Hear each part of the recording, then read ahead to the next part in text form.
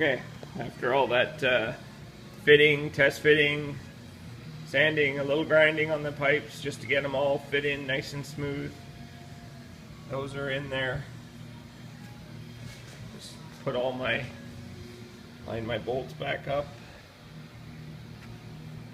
Put my can back on. You always tighten your can first. And you go up to your clamps, your joining pipe, secure those. And there's the clamps underneath. They're not tight yet. You always put the clamps on to position them so you're able to tighten them nice and easy. Alright, so then now we're gonna re-secure our rivets back into our Y-pipe bracket, tighten those two bolts, and then once all that's done, everything's tight from the back forward, then we secure all our clamps and everything else. And then that's complete install.